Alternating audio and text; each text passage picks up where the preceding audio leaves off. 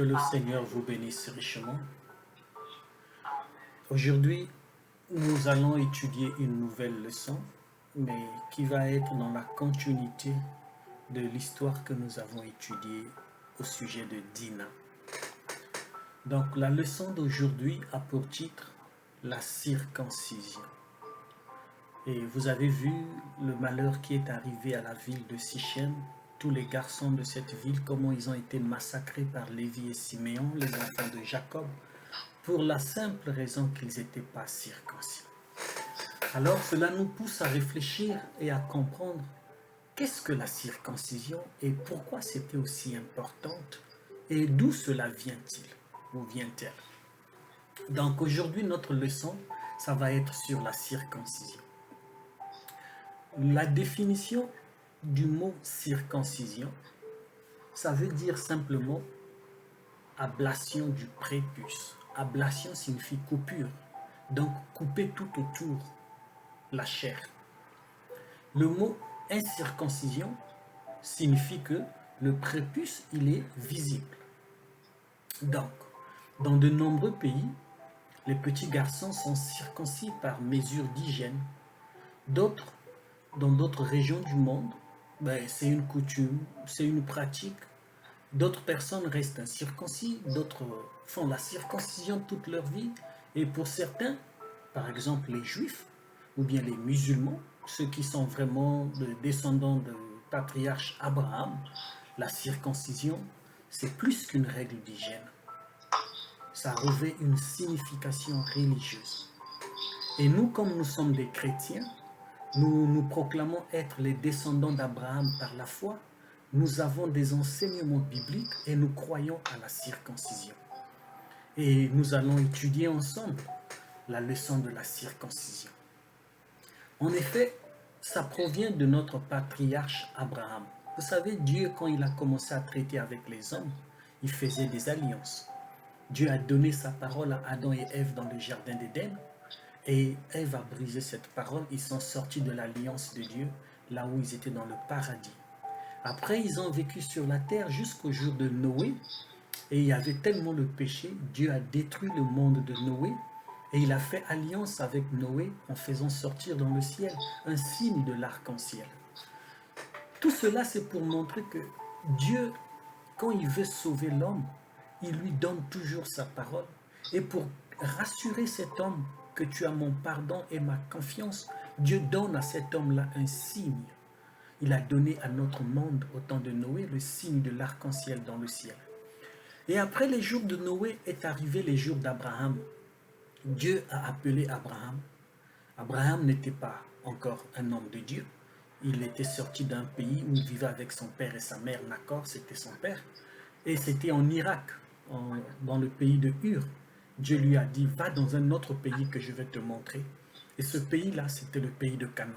Ce n'était pas le pays que Abraham a fondé, mais c'était le pays là où Dieu a décidé d'établir Abraham en lui faisant sortir de sa terre natale.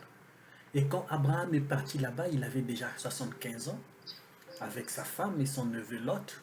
Et il a vécu, il a fait confiance à Dieu, il a adoré Dieu, et Dieu lui est apparu de plusieurs manières.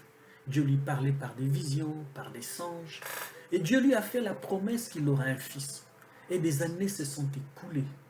Et Abraham était éprouvé, il avait beaucoup des épreuves. Et un jour, Dieu va venir maintenant confirmer sa parole à Abraham et Dieu va faire alliance avec lui. Et dans le signe de l'alliance que Dieu va faire avec Abraham, il va lui donner le signe de la circoncision. Donc c'est Dieu qui a rendu la circoncision obligatoire pour Abraham avant même la naissance d'Isaac. Tous les mâles de la maison d'Abraham étaient concernés par cette alliance.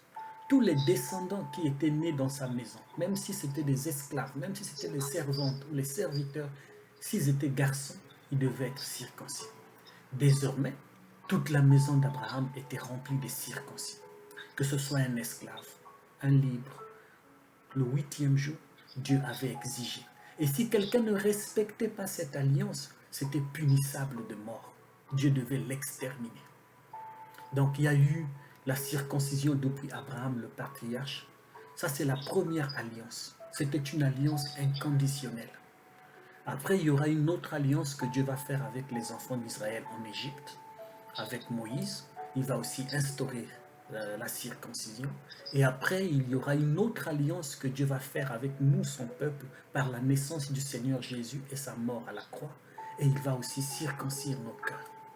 Donc nous allons étudier la circoncision avant le déluge, avant, je vais dire, au temps d'Abraham, au temps de Moïse et au temps du Nouveau Testament.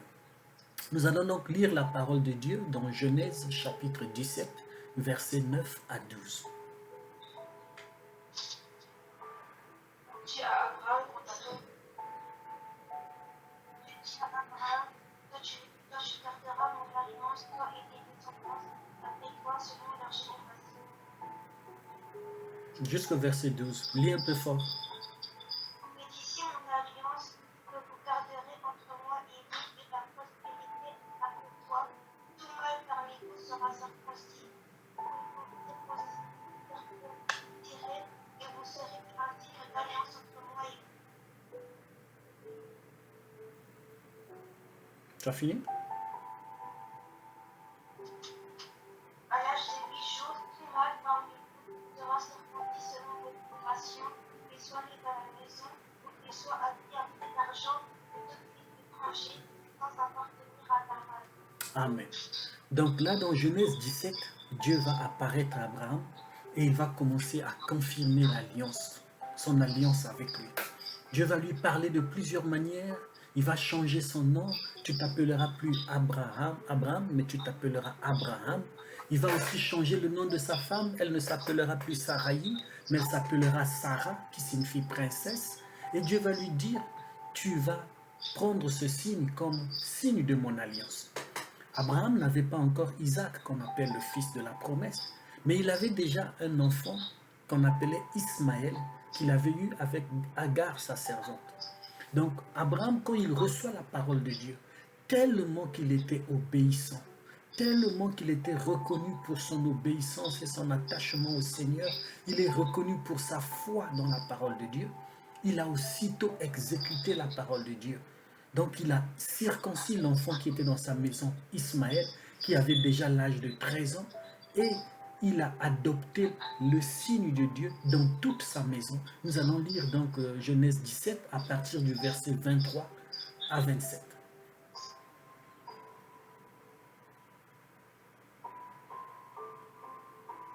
Genèse 17, 23 à 27. Abraham prit son fils Ismaël ainsi que tout ce qui était né chez lui et tout ce qu'il avait acheté, tous les hommes parmi les membres de son foyer, et il les circoncis le jour même, conformément à l'ordre que Dieu lui avait donné. Abraham était âgé de 99 ans lorsqu'il fut circoncis. Quant à son fils Ismaël, il était âgé de 13 ans lorsqu'il fut circoncis. Le jour même, Abraham fut circoncis ainsi que son fils Ismaël, tous les membres de son foyer, qu'ils soient nés chez lui, étaient achetés avec des étrangers, le circoncis avec lui. Amen. Vous voyez l'obéissance et l'attitude, l'action d'Abraham. Quand Dieu lui donne une ordonnance, en fait, la circoncision devait être pratiquée le 8e jour de la naissance d'un enfant. Mais Ismaël avait déjà 13 ans. Mais le jour même que Dieu a reçu, Abraham a reçu l'ordonnance et l'alliance de Dieu, il a fait ça aussitôt, toute sa maison, sans tarder. C'est comme le baptême du Saint-Esprit. Quand vous écoutez aujourd'hui la parole de Dieu et que ça tombe dans votre cœur, vous devez avoir la foi comme Abraham pour passer aussitôt à l'action. Exécuter. Et c'est ce que Abraham a fait. Il a exécuté. Donc la circoncision était pratiquée à partir de ce moment-là de Genèse 17 avec Abraham. L'histoire raconte que les Égyptiens aussi pratiquaient la circoncision. D'autres personnes disent, mais on ne sait pas où est-ce qu'ils avaient eu ça. Moi, quand je regarde dans l'histoire de la Bible, je sais qu'un enfant de Jacob qu'on appelait Joseph était vendu en Égypte et il était devenu un pharaon. C'est peut-être lui qui avait pris certaines coutumes de Jacob, son père, comme la circoncision, et il avait instauré ça là-bas. Mais ça reste à vérifier. D'autres peuples aussi pratiquaient la circoncision, mais les gens disent que ces peuples-là, je ne sais pas d'où ils avaient appris ça, mais Abraham avait des alliances avec beaucoup de peuples. Vous voyez déjà, il vient du pays de Ur, et puis il s'était séjourné à Canaan, et puis il partait parfois à Guérard, et puis il voyageait beaucoup, et il avait vaincu beaucoup de rois, il faisait d'alliances, donc il y avait des amis qui l'influençaient, qui copiaient aussi ses pratiques. Alors, les autres peuples qui vivaient à leur époque, ils ne pratiquaient pas la circoncision. La circoncision était retrouvée parfois parmi les Moabites, parfois parmi les Édomites, mais il y avait un peuple qu'on appelait les Samaritains. Ah, ce peuple-là, c'était les peuples comme de la ville de Sichem. Ce sont les peuples-là qui ne connaissaient rien de la circoncision et ils voulaient seulement le faire par imitation, ou bien pour la paix, ou bien pour gagner des intérêts charnels.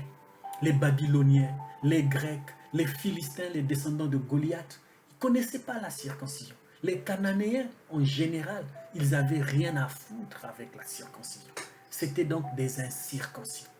Comme vous pouvez voir dans Genèse, dans Jérémie 9, verset 25, la Bible dit « Voici les jours viennent, dit l'Éternel, je châtierai tous les circoncis qui ne le sont pas du cœur. » En fait, Dieu cherchait une circoncision qui était faite avec le cœur, c'est-à-dire, spirituellement parlant, lorsque le Saint-Esprit vient sur notre cœur, cela nous circoncise.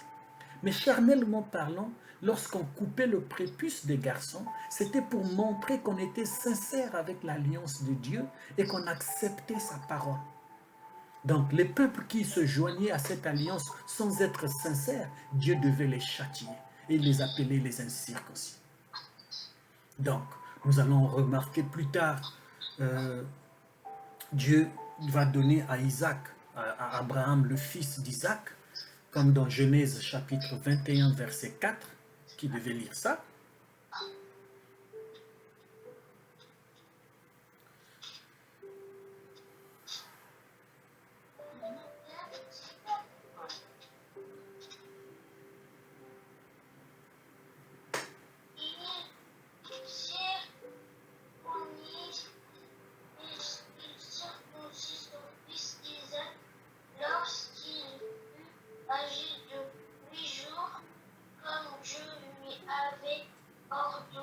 Très bien. Dieu avait ordonné à Abraham dans Genèse 17 que tous les mâles qui vont naître dans sa maison doivent être circoncis le 8e jour. Et quand Dieu donnait cette parole, il y avait déjà un autre enfant qui était né, qui s'appelait Ismaël, qui avait 13 ans. Abraham l'a fait aussitôt qu'il a fini de parler avec Dieu. Mais quand Isaac est né, il a attendu 8 jours pour accomplir la circoncision. Donc les descendants d'Abraham, qui sont donc Isaac, Isaac aussi a engendré Jacob, ils sont tous restés fidèlement attachés à l'alliance de la circoncision parce que c'était l'alliance que Dieu avait établie avec le patriarche, leur père, qui est notre père dans la foi, Abraham. Donc Abraham a circoncis Isaac, Isaac a circoncis Jacob et Ésaü, et Jacob aussi a circoncis tous ses 12 enfants, les garçons, je veux dire, pas les filles comme Dina, mais Joseph par exemple, qui est parti en Égypte, il était circoncis. Et tout Israël est devenu circoncis.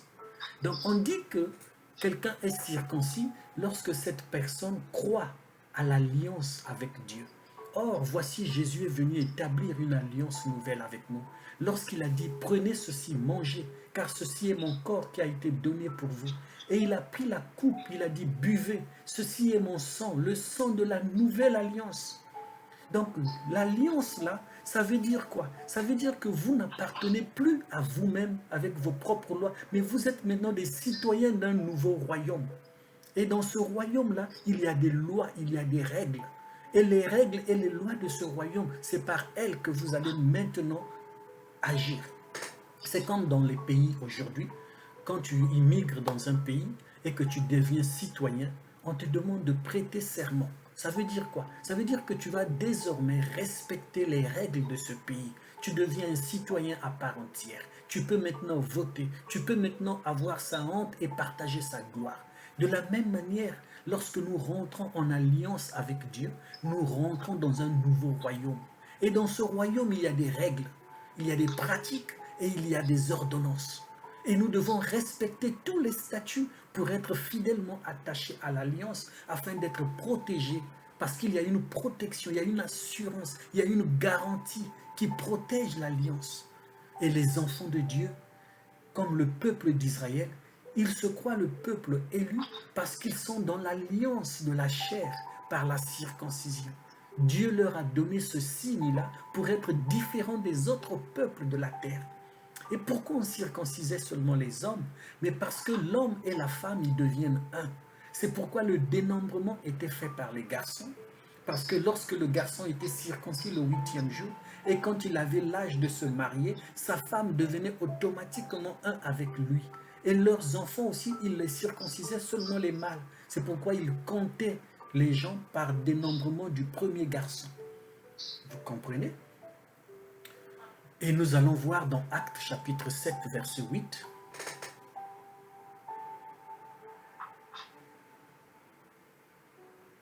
Et Dieu avait donné à Abraham l'alliance de la circoncision.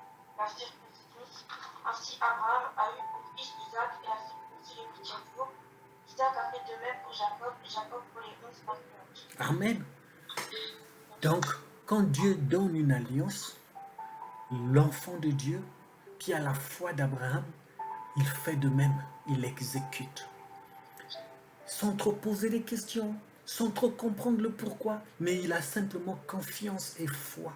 Et il fait. Et Dieu est responsable de garder sa parole, parce que Dieu peut tout faire, mais sauf faillir ou manquer de garder sa parole. Donc nous voyons que les arrière-petits-fils d'Abraham, qui sont donc les enfants de Jacob, quand ils sont arrivés à Sichem et qu'ils ont croisé un peuple des Cananéens qui n'étaient pas circoncis et qui voulaient avoir leur sœur, ils ont dit c'est impossible. Nous avons notre alliance, nous avons nos coutumes, nous avons nos pratiques, nous avons notre doctrine, nous avons notre façon de vivre. Et vous voulez vous marier avec notre sœur? Ça ne saura être possible qu'à une seule condition, que vous soyez comme nous. Mais Dieu n'était pas content de la ruse qu'ils avaient utilisée. Alors, il les avait convaincus de se circoncire tous les mâles, afin que Sichem, qui voulait de Dina, puisse la prendre en mariage. Et quand ils l'ont fait, Siméon et Lévi ont tiré leur épée et ils ont massacré tous les hommes de cette ville, et la ville fut anéantie.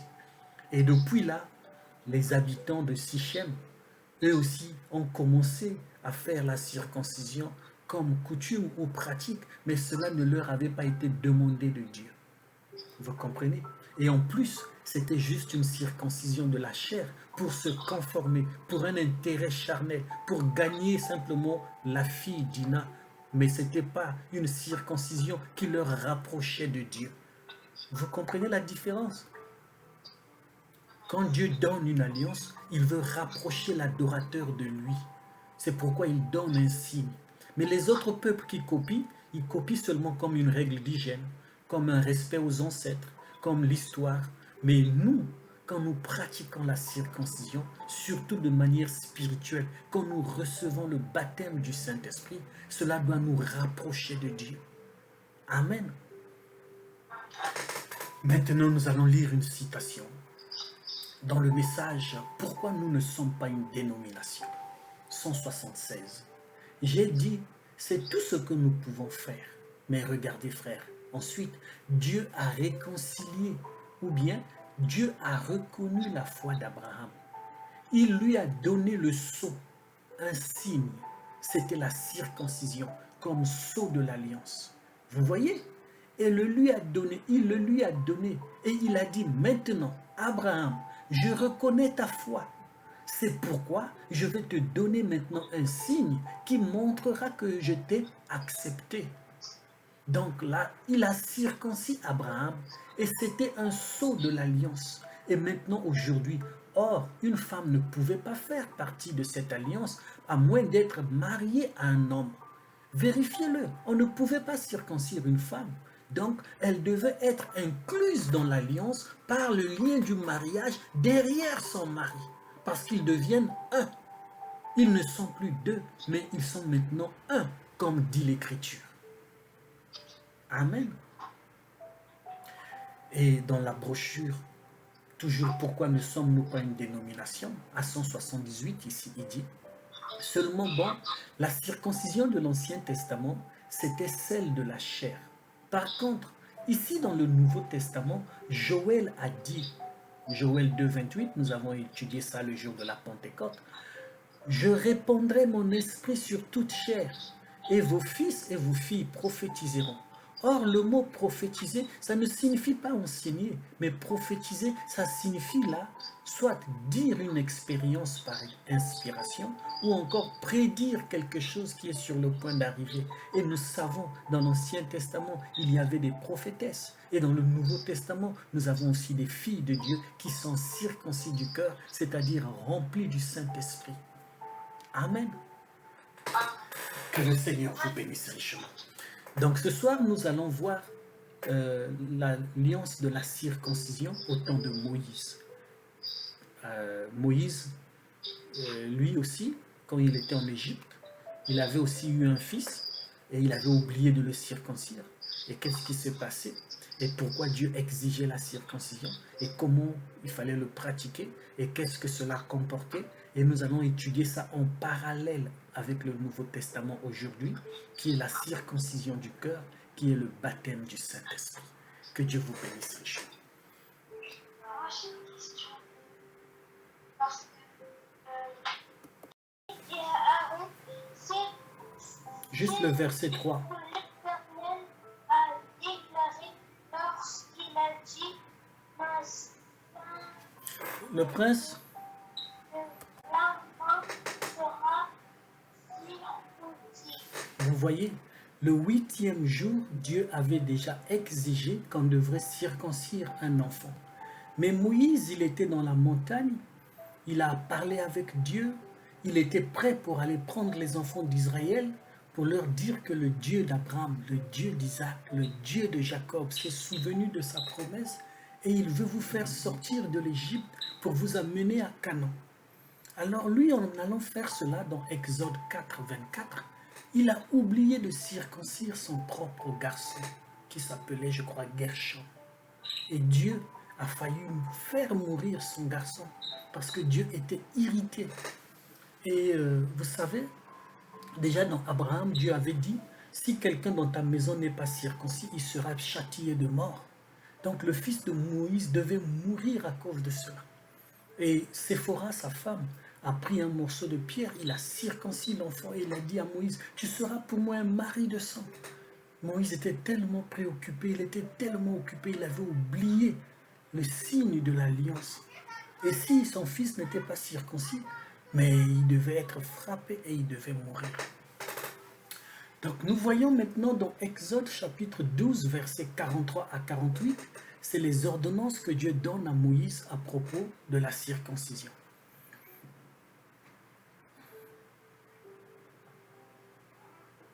Exode chapitre 12, versets 43 à 48.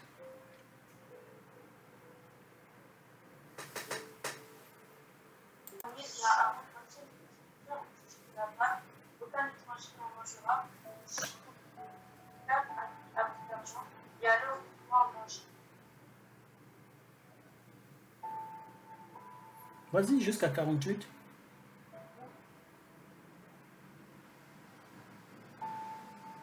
La viande à l'extérieur de la maison et aucun petit. Toute l'assemblée célébrera la Pâque si un étranger en toute peut célébrer la Pâque de l'Éternel, comme sa maison ne peut pas être circoncis. Alors il approcher pour la célébrer et il sera comme une famille. Et aucun enfant n'en mangera. Donc vous voyez, la Pâque, c'était le jour que Israël devrait sortir de l'Égypte pour aller dans la terre promise.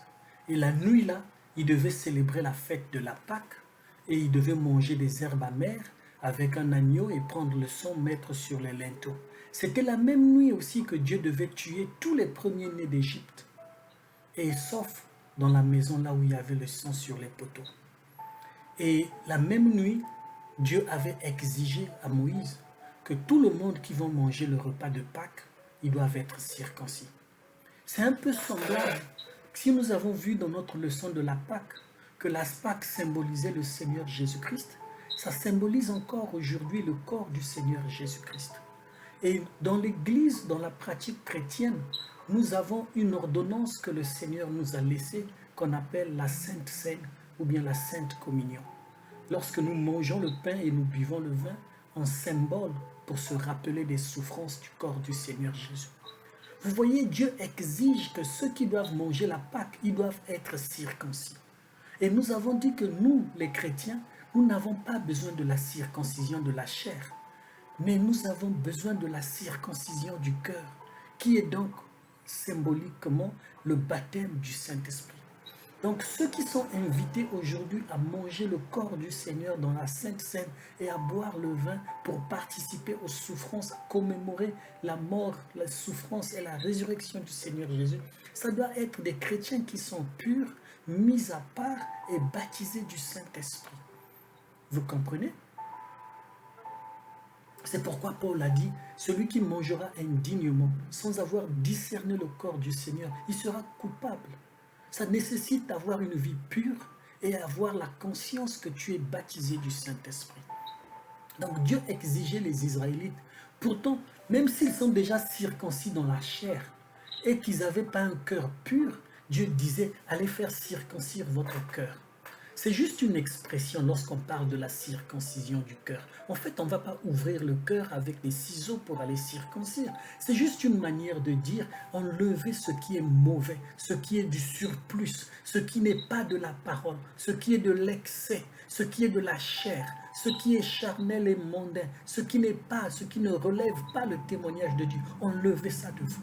Donc lorsqu'on coupait le superflu de la chair sur les garçons, par la circoncision, c'est comme ce que Dieu fait en nous, quand nous venons à lui avec toute notre saleté, notre souillure, nos péchés. Lui, il nous prend, il nous nettoie, il nous lave et il nous dépouille du vieil homme, le vieil homme du péché. C'est ça qui signifie, il nous circoncie les cœurs, c'est-à-dire qu'il nous transforme, il nous change. Il fait de nous des enfants de Dieu. Il nous rend doux, aimables, gentils, humbles, pieux, propres, respectueux. Tu vois, c'est ça la circoncision du cœur.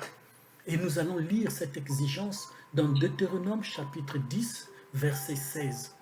La Bible dit, « Vous circoncirez votre cœur et vous ne réduirez plus votre cou. » Et au chapitre 30, verset 6, la Bible dit, « L'Éternel ton Dieu circoncira ton cœur et le cœur de ta postérité, afin que tu aimes l'Éternel ton Dieu de tout ton cœur, de toute ton âme et de toutes tes forces, afin que tu vives. » Et nous avons aussi la béatitude de Jésus, Matthieu 5, verset 8, qui disait « Heureux ceux qui ont le cœur pur, car ils verront Dieu. » Donc la circoncision parle de la pureté, ça parle de la sainteté, ça parle de l'alliance, ça parle de quelque chose qui a été mis à part pour le service de Dieu. Ça parle d'une alliance, ça parle d'une relation. Ça parle d'une relation personnelle avec le Seigneur. Ça parle d'une communion. Vous comprenez? Donc, durant tout le pèlerinage de 40 ans que les enfants d'Israël devaient quitter l'Égypte jusqu'à la terre promise, ils étaient circoncis en Égypte. Et ceux qui étaient circoncis, ils sont sortis. Mais ils n'ont pas pratiqué la circoncision dans le désert.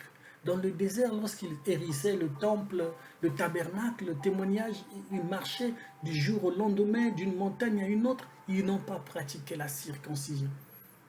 Parce que, je ne sais vraiment pas pourquoi, mais c'est seulement quand ils sont arrivés dans la terre promise que Josué leur a obligé maintenant de se circoncire et aussi de pouvoir faire la Sainte Seine, de manger la Pâque, de fêter la Pâque. Parce que là, ils étaient enfin arrivés. Maintenant, pour nous les chrétiens, que signifie la circoncision de la chair? En fait, l'Ancien Testament, ce sont des enseignements qui nous montrent des choses à venir. Je vous ai expliqué le matin, l'alliance d'Abraham, l'ancienne alliance, a été renouvelée par le Seigneur Jésus, par la mort et le versement de son sang à la croix. C'était devenu une alliance nouvelle pour nous. Donc pour nous les croyants, les chrétiens, nous ne considérons pas trop la circoncision de la chair parce que c'était juste un symbole pour montrer qu'on était juif, mais nous considérons beaucoup plus la circoncision du cœur qui montre pour nous que la personne est changée. Il n'est plus païen, il est maintenant craintif de Dieu et il vit par la parole de Dieu, il mène une vie digne de l'évangile. Nous appelons ça dans le langage chrétien la circoncision du cœur. Et nous allons lire la parole de Dieu dans Romains chapitre 2, verset 25 jusqu'au verset 29.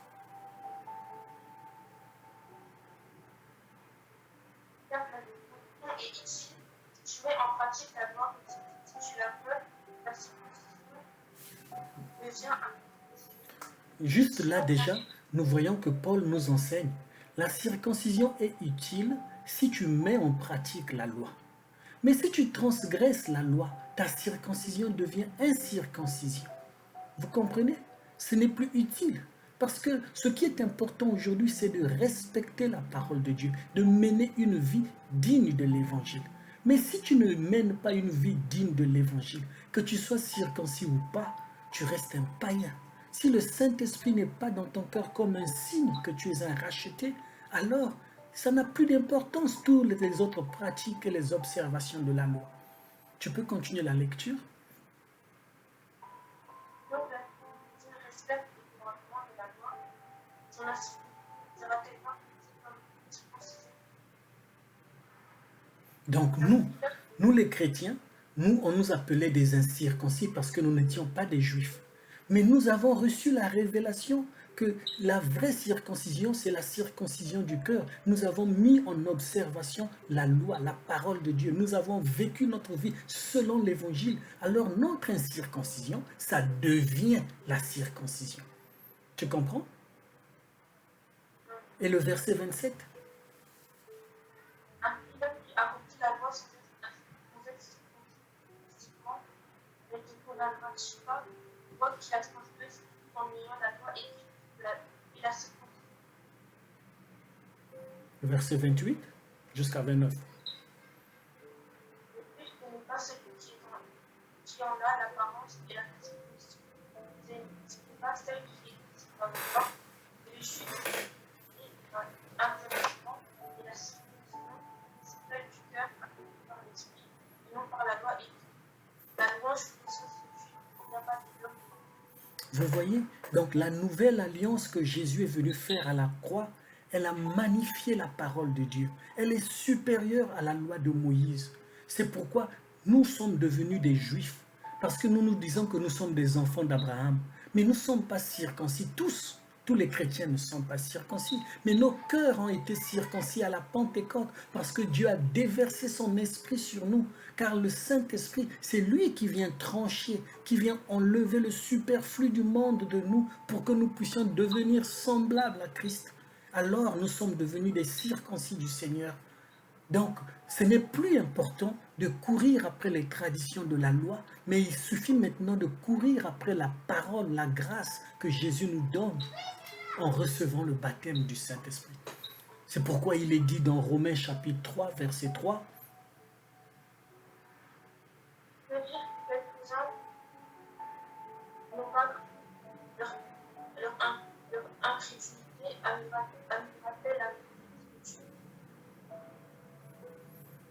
vous voyez, Tellement pas que Dieu est vrai, nous sommes menteurs, comme cela est écrit. Ainsi tu as été trouvé juste dans tes paroles et tu te viens pour Dieu. donc quel est donc l'avantage des Juifs et quelle est l'utilité de la circoncision? Nous comprenons aujourd'hui que notre avantage, c'est parce que nous connaissons le Seigneur Jésus et par sa grâce, il nous donne son Esprit Saint qui circoncit nos cœurs et qui fait de nous participants à la promesse. Comme Isaac était le fils de la promesse, Jésus-Christ est le fils du Dieu et il nous a fait co-héritiers avec Christ. Et nous sommes maintenant dans les lieux célestes en Christ par le Saint-Esprit qui a circoncis nos cœurs, qui a changé notre nature et notre vie. Et nous sommes devenus aussi les bien-aimés du Seigneur. Amen. Donc nous pouvons maintenant et pleinement profiter de l'alliance et recevoir les mêmes bénédictions que Abraham avait reçues. Dieu avait promis à Abraham, quand je verrai le signe de mon alliance, je me souviendrai de toi et je bénirai ceux qui te béniront, je maudirai ceux qui te maudiront. Aujourd'hui, aucune malédiction peut nous maudire. Aucune puissance des coutumes ou des traditions peut nous atteindre parce que nous sommes maintenant en Jésus-Christ. Ceux qui nous bénissent seront bénis et ceux qui nous maudissent seront maudits parce que le Dieu d'Abraham est devenu notre Dieu. Amen. Ça, c'est donc l'alliance que Dieu nous a donnée par le sang du Seigneur Jésus-Christ. Je vais vous lire une citation, frère Branham, dans le message questions et réponses, deuxième partie. Combien se rappelle ce qui s'est passé là? C'est que Dieu avait donné à Abraham, des générations avant même celle de Moïse, le signe de la circoncision. Ça, c'était l'alliance que Dieu avait faite. Tous les Juifs devaient être circoncis. Pas vrai? Eh bien, tout homme devait l'être. C'était un signe. Et nous, aujourd'hui, sommes-nous circoncis? Oui, par le Saint-Esprit et non dans la chair. Bon, donc, Dieu a donné ce commandement. Tout mâle doit être circoncis. Et Dieu, quand il a appelé Moïse pour qu'il aille là-bas, les délivrer, les enfants d'Israël, Moïse n'avait pas opéré sur ses fils, son propre fils, le même signe qui donnait accès à la délivrance. Vous voyez ce que je veux dire? C'est exact. Oh, ce n'est pas le fils que Dieu voulait tuer. Non, ce pauvre petit bébé, il ne savait pas ce qu'il fallait faire ou ce qu'on était en train de faire. Il était innocent. Pas vrai? Mais le problème, c'était l'obéissance du père de ce bébé.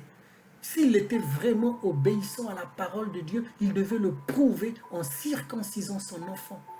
Qu'il emmenait le bébé là-bas et il allait délivrer les enfants d'Israël sous le signe de la circoncision. Et son propre fils n'avait même pas été circoncis. Voyez-vous, Séphora a coupé le prépuce au moyen d'une pierre et elle a jeté par terre en disant « Tu es pour moi un époux de sang ». Vous voyez, c'est comme aujourd'hui. Dieu est responsable, Dieu nous tient responsables. Si nous avons le Saint-Esprit et que nos enfants n'ont pas le Saint-Esprit, parce que l'obéissance à la parole de Dieu, ça nécessitait que toute la maison. C'est pourquoi la délivrance, c'est pour les familles. La délivrance que Dieu va apporter, c'est pour toutes les familles et toute la maison. Dieu a dit à Abraham, toi et toute ta maison, vous allez être sous mon alliance. Et s'il y a quelqu'un dans ta maison qui n'est pas circoncis, il va mourir. Et Dieu nous dit aujourd'hui dans notre maison, tous les membres de la famille doivent être baptisés du Saint-Esprit. Et si quelqu'un parmi nous n'a pas le Saint-Esprit, il sera perdu, il n'aura pas le salut. Donc le Saint-Esprit est une exigence pour rentrer au ciel. Parce que pour aller dans le royaume de Dieu, il faut avoir l'Esprit Saint. Vous comprenez? Alors, dans l'autre brochure, la condamnation par représentation, il dit ceci, paragraphe 201. Que signifie le mot circoncire? Un frère a dit couper. Étienne a dit c'est exact, couper la chair superflue. Voyez, couper ce qui est superflu, la partie qui n'est pas utile.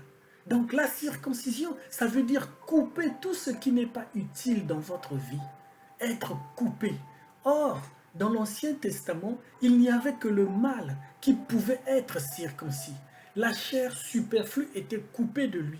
Maintenant, ce que le Saint-Esprit fait dans les derniers jours aujourd'hui, c'est qu'il retranche le superflu. Il retranche la théologie du monde. Il retranche les doctrines faites de main d'homme. Il retranche l'incrédulité de nous. Il retranche tout ce qui n'est pas de la parole. Étienne a dit, oh, incirconcis de cœur et d'oreille, pourquoi résistez-vous au Saint-Esprit? Ce que vos pères ont fait, vous le faites aussi. Étienne, c'était l'homme de Dieu qui se faisait lapider lorsque Paul, qu'on appelait encore Saoul, était en train de le regarder et il avait accusé qu'il était un chrétien. Vous vous rappelez de l'histoire de Paul, non? Donc Étienne, quand il prêchait, il a dit, je vois le cœur, le royaume de cieux ouvert, je vois le Fils de Dieu assis à la droite de Dieu. Et puis quand il parlait, les gens lui disaient, mais il est fou. Et Étienne leur a reproché, il leur a dit, vous êtes des incirconcis du cœur et de l'esprit. Vous ne pouvez pas comprendre l'écriture, que Jésus que vous avez crucifié, c'est lui le Fils de Dieu qui devrait venir. Alors, ils n'étaient pas circoncis, ça veut dire, ils parlaient à des Juifs. Dans la chair, ils étaient circoncis. Mais dans l'esprit, leur entendement, leur compréhension ne pouvait pas saisir la révélation de la parole de Dieu. Voilà pourquoi ils étaient traités des incirconcis. Et nous, par la grâce de Dieu, Dieu nous a révélé par sa grâce, sa parole. Et par le moyen de l'affranchissement de la loi du péché, nous sommes devenus libres et nous sommes devenus sous la grâce en acceptant Jésus comme notre sauveur personnel. Nous sommes libérés de la loi et nous sommes rentrés dans la miséricorde de Dieu qui est la grâce, qui est la nouvelle alliance. Et aujourd'hui dans la nouvelle alliance, que tu sois circoncis le 8e jour ou pas, cela n'a très peu d'importance, car notre but aujourd'hui, c'est d'aller retrouver Jésus par l'enlèvement qui vient bientôt. Et Jésus revient pour nous chercher. Et vous vous rappelez de la parabole des 10 vierges? Les uns avaient de l'huile dans leurs lampes, d'autres n'avaient pas, et les lampes commençaient à s'éteindre. Donc le Saint-Esprit, c'est la lampe. C'est cette lampe qu'il faut garder allumée jusqu'au retour du Seigneur Jésus. Et c'est ça notre circoncision du cœur. Amen. Que le Seigneur vous bénisse richement.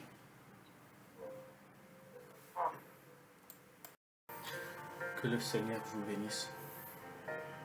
Donc,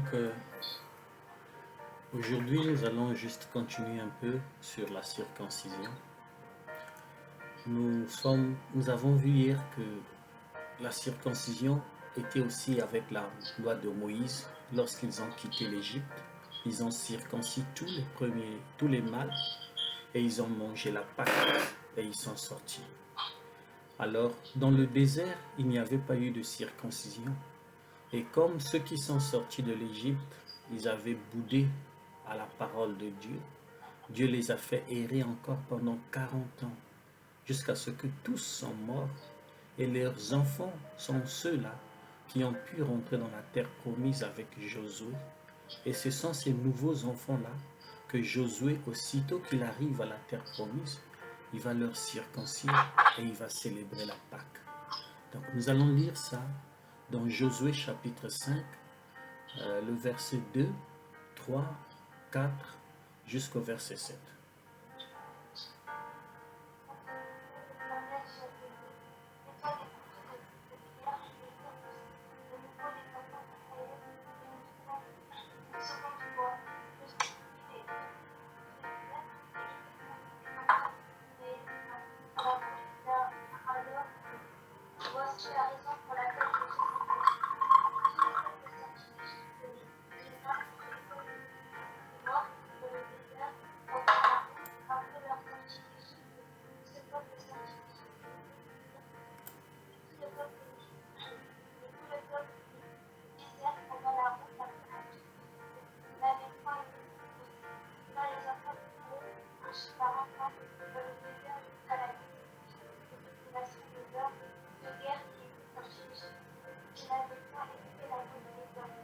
Amen. Verset 7, donc, ce sont les enfants qu'il établit à leur place et Josué les circoncis parce qu'ils étaient incirconcis, parce qu'on les avait point circoncis pendant la route. Donc, tous les enfants qui sont nés dans le pèlerinage, ils ne sont pas circoncis. Et lorsqu'il faut maintenant prendre possession du pays, Josué, quand il est arrivé sur le terrain, il a circoncis tous les garçons. C'est comme un peu nous avons commencé cette marche chrétienne. Nous avons commencé chacun dans sa maison. Moi, je suis venu dans le message chrétien. Maman aussi a fait son parcours. Nous nous sommes mariés, on a marché avec le Seigneur. Mais dès que Dieu nous donne les enfants là ne sont pas automatiquement baptisés du Saint-Esprit. Il faut les faire marcher dans la parole de Dieu. Il faut traverser le désert, les épreuves, les situations de la vie, jusqu'à ce que vous puissiez rentrer dans la promesse de la nouvelle alliance par le baptême et par la nouvelle naissance, qui est le baptême du Saint-Esprit. C'est ça la circoncision du cœur. Il faut que les enfants aussi arrivent eux-mêmes à être circoncis afin d'être dans l'alliance avec Dieu et de faire perpétuer cette alliance aussi à leurs enfants et un jour à leur propre famille. Donc Josué a compris que Dieu, quand il a parlé à Abraham, c'était pour toutes les générations après lui. Et lorsqu'ils ont quitté Moïse, ils étaient maintenant dans une nouvelle génération, dans une nouvelle terre. Avant de prendre la communion, la Sainte Seine ou la fête de Pâques, il a dû circoncire tous les garçons parce qu'ils n'étaient pas circoncis. Et vous aussi les enfants, vous allez être circoncis de cœur. Donc vous devez arriver par le baptême du Saint-Esprit à recevoir le Saint-Esprit dans votre vie afin d'être dans l'alliance nouvelle de Dieu. Et Ça, c'était une coutume, une tradition depuis Abraham. Et cela a continué. C'était tellement important que même si le jour, le 8e jour du garçon était un jour de sabbat, il fallait vraiment, alors que le jour de sabbat, c'était un jour que Dieu disait, il ne faut rien faire, il faut se reposer. Mais si le garçon, son 8e jour arrivait le jour du sabbat, il fallait le circoncire pour ne pas briser la loi de Moïse. On peut vérifier ça dans Jean chapitre 7, versets 22 et 23. Moïse vous a donné la circoncision qui ne vient du reste pas de lui, mais des patriarches, et vous circoncisez un homme le jour du sabbat. Si vous respectez la loi de Moïse, alors vous recevez la circoncision le jour du sabbat. Pourquoi vous irritez-vous contre moi parce que j'ai guéri un homme tout entier le jour du sabbat? Vous voyez?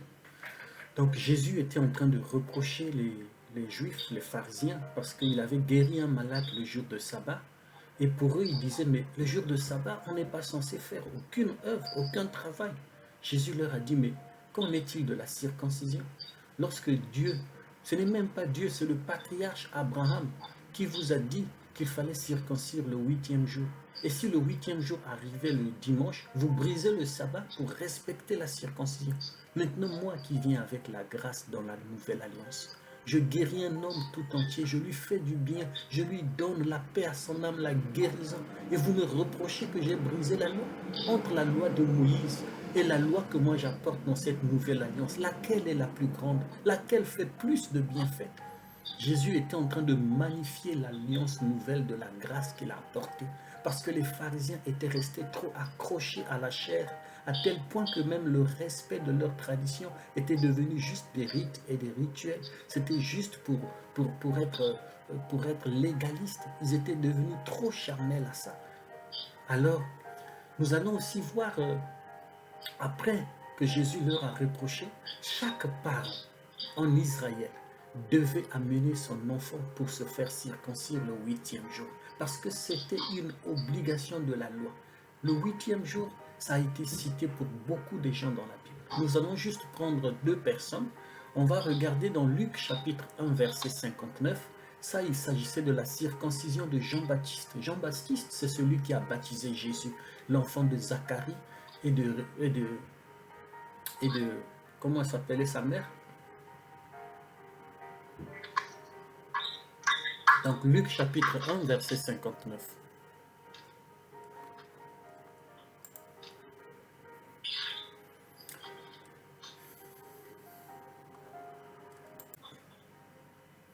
Sa tablette était éteinte, je peux en prendre. Le 8e jour, avec Non, c'est pas ça. Le 8e jour, ils vinrent pour circoncire l'enfant et l'appela Zacharie, le nom de son père. Amen. Ça, c'était le jour qu'on a baptisé Jean-Baptiste. Et nous allons aussi voir Jésus afin de respecter toute la loi que Dieu avait donnée depuis Abraham jusqu'à Moïse. Lui aussi, il s'est fait circoncire. Nous allons lire ça dans Luc chapitre 2, verset 21. Marie et Joseph, ils vont apporter l'enfant dans le temple pour le circoncire.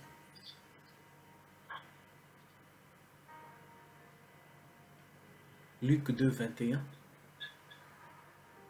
le 8e jour auquel l'enfant devait être circoncis, étant arrivé, on lui donna le nom de Jésus, nom qu'avait indiqué l'ange avant qu'il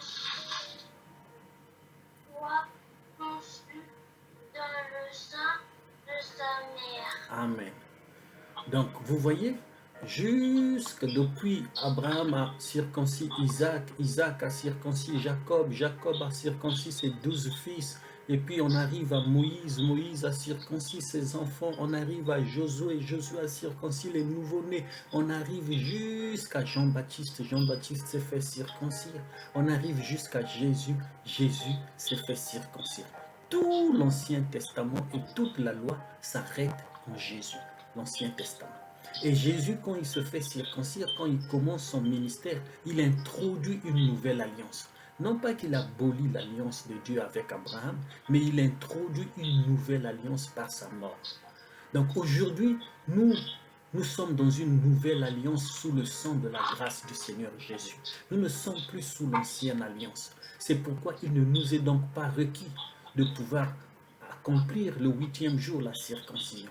Mais comme notre société, nous avons copié tout ce qui est romain, par exemple notre calendrier, c'est le calendrier chrétien romain, par exemple nos fêtes de jours fériés, ce sont les fêtes des jours fériés des jours des Romains, et que c'était les Romains qui gouvernaient à l'époque de Jésus. Donc nous fêtons la Pentecôte, nous fêtons les jours des rameaux, les jours de l'Ascension, et qu'est-ce qui est arrivé? Nous fêtons aussi la circoncision. Mais ce n'est pas une loi obligatoire pour aller au ciel. Même si tu sois circoncis ou tu n'es pas circoncis, ce qui est devenu plus important aujourd'hui, c'est de recevoir le Seigneur Jésus-Christ dans son cœur. Dieu nous a montré qu'il accepte les gentils et il accepte aussi les non-gentils. Ceux qui sont circoncis comme juifs et même ceux qui ne sont pas circoncis comme juifs, Dieu a déversé son Esprit Saint le jour de la Pentecôte sur tout le monde. Et depuis ce jour-là, la circoncision, elle n'est pas abolie, mais plutôt elle est devenue juste une pratique. Si tu veux le faire, tu peux le faire. Et un jour, c'était le jour de la Pentecôte, les disciples étaient rassemblés à Jérusalem. Ils étaient étonnés parce que Pierre a fini de prêcher et selon l'écriture de Joël 2, 28, qui s'accomplissait, il a dit, ces hommes ne sont pas ivres comme vous le supposez, mais ceci est la prophétie que Dieu avait dit, dans les derniers jours, je déverserai mon esprit sur toute chair. Alors, les chrétiens et les pharisiens étaient en train de se disputer. Comment Dieu peut envoyer le Saint-Esprit dans les gens qui ne sont pas circoncis dans leur chair? Ils sont des païens, ils ne sont pas des juifs. Il y avait Apollos, il y avait Corneille, il y avait les autres. Paul, au moins, lui, il était circoncis. Mais il y avait beaucoup de chrétiens à la Pentecôte qui ont reçu le Saint-Esprit et qui n'étaient pas circoncis du tout. Cela donc se trouve dans Actes chapitre 15. On va lire à partir du verset 5 jusqu'au verset 9. Mais tout le chapitre 15 de Actes des Apôtres, ça traite la question de la circoncision. Et c'est à cause de ça, l'apôtre Pierre qui a dit, ne vous en faites pas. Même si vous êtes circoncis, même si vous voyez un autre chrétien qui n'est pas circoncis, ce n'est pas grave. Ce qui est important, c'est le baptême du Saint-Esprit dans le cœur, qui est la circoncision du cœur. Mais nous allons juste lire le verset 5 au verset 9 de Actes chapitre 15. Alors quelques du parti des pharisiens et avec eux se levèrent en disant qu'il fallait circoncire les païens et exiger l'observation de la loi de Moïse. Les apôtres et les pharisiens se réunirent pour examiner de la terre.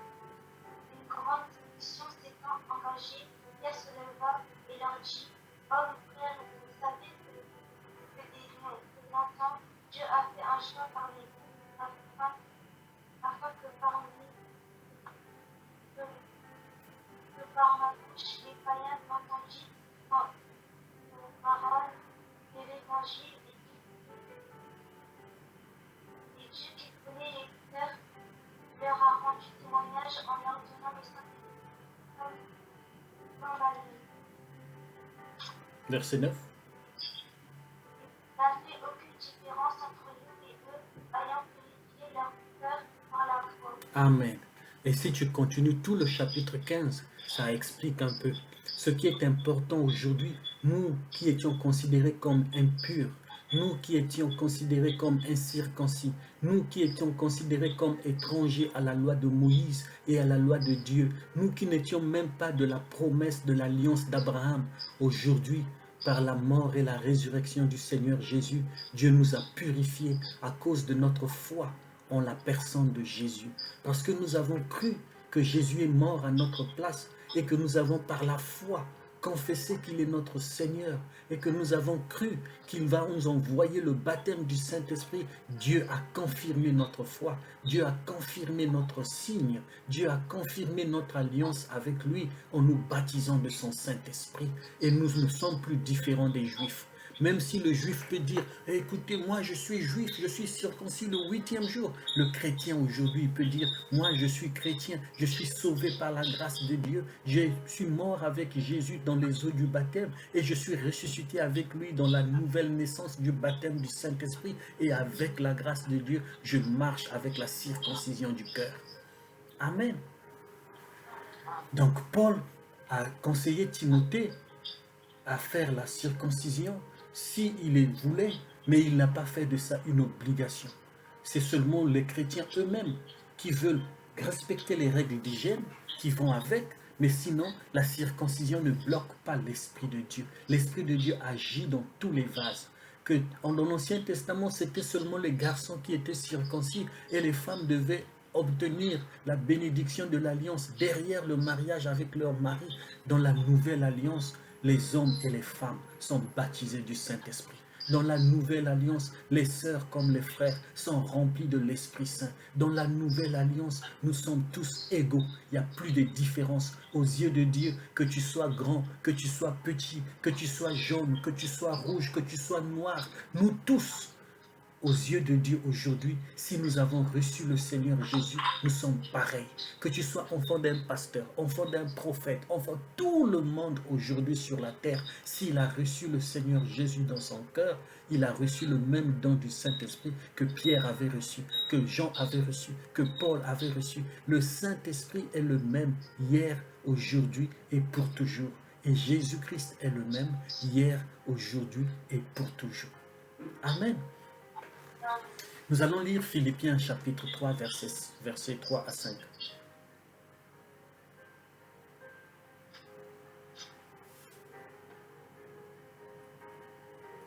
À partir du verset 3. Philippiens chapitre 3, à partir du verset 3 jusqu'à 5. En effet, les peuples consistent, c'est nous qui rendons notre culte à Dieu par l'Esprit de Dieu, qui plaçons notre fierté en Jésus-Christ et qui ne mettons pas notre confiance dans notre position. Pourtant, moi-même, je pourrais mettre ma confiance dans ma position. Si quelqu'un croit pouvoir se confier dans sa position, je le peux plus encore. J'ai été circoncis le 8e jour, issu du peuple d'Israël, de Benjamin, hébreu, né hébreu. En ce qui concerne la voix, j'ai été pharisien, du point de vue du zèle, j'ai été persécuteur de l'Église. Par rapport à la justice de la loi, j'ai été irréprochable. Voilà. Paul essaie de nous dire ici, si la circoncision a une importance, c'est donc nous qui avons reçu la vraie circoncision. Car les circoncis, c'est nous qui rendons grâce à Dieu par notre culte, par le Saint-Esprit. Nous glorifions en Jésus-Christ. Donc nous qui adorons Jésus par le fruit de nos lèvres, nous qui adressons des prières, nous qui chantons par inspiration, qui louons, qui adorons sous l'onction du Saint-Esprit, c'est nous qui avons la vraie circoncision. Paul essaie de dire ici que même lui, s'il devait se confier dans sa chair, il va peut-être dire, oui, il a été de la tribu de Benjamin, il a été circoncis le 8e jour, oui, il est juif et hébreu, mais cela n'a rien d'importance. La vraie circoncision, c'est le fait que nous savons adorer Dieu aujourd'hui. Le voile du temple est déchiré, la gloire de la Shekinah est sur la droite de Dieu. Nous savons approcher le trône de Dieu. Nous avons vu le sanctuaire. Nous avons vu que le sacrifice que les gens ont mené dans l'Ancien Testament, aujourd'hui ce sacrifice, c'est le Seigneur Jésus. Son corps qui est mort à la croix, son sang qui a été versé et l'Esprit Saint qu'il a envoyé. Ça confirme aujourd'hui dans notre cœur que nous sommes les enfants de Dieu et nous adorons Dieu en esprit et en vérité. Voilà la vraie circoncision. Amen. Nous allons lire cette citation dans le message, le signe. Il dit ceci. J'ai dit, souvenez-vous, Dieu a reconnu la foi d'Abraham. Il a cru Dieu et cela lui a été imputé à justice, c'est vrai. Mais ensuite, Dieu lui a donné le sceau de la circoncision comme signe. Un signe pour lui. Vous voyez? Non pas que la circoncision de sa chair avait quelque chose à voir avec son âme. Non, pas du tout. C'était seulement un signe. Et Dieu avait reconnu la foi d'Abraham.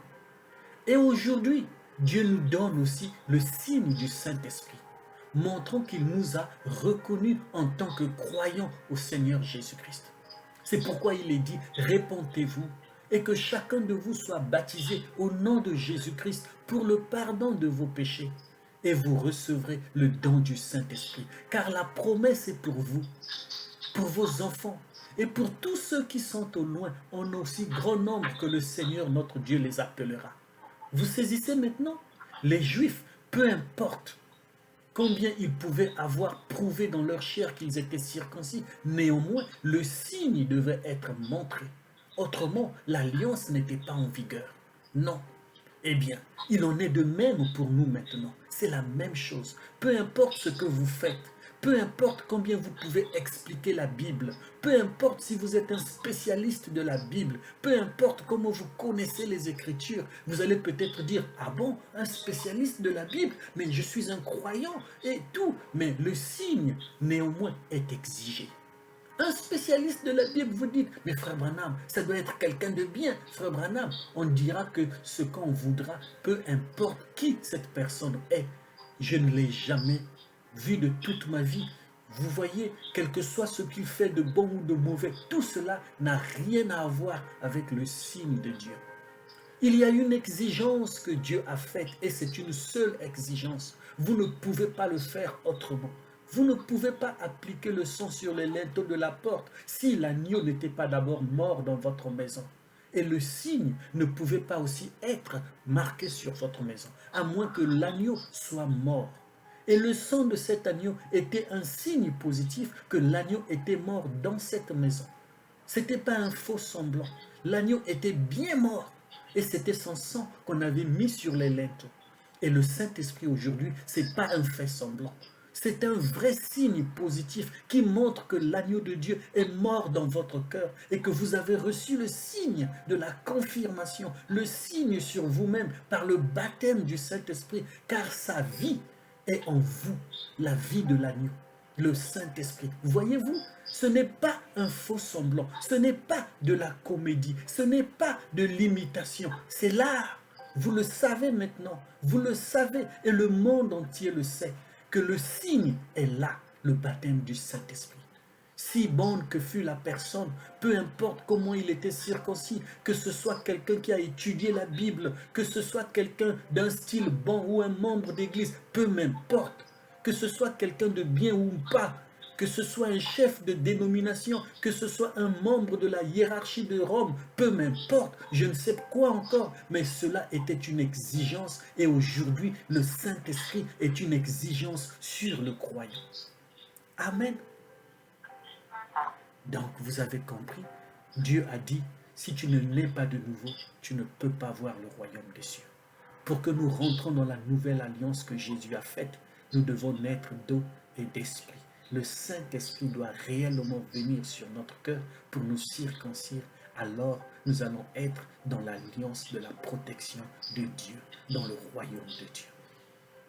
Voilà la leçon de la circoncision, la leçon du baptême du Saint-Esprit, le message sur le signe de Dieu. Amen. Amen.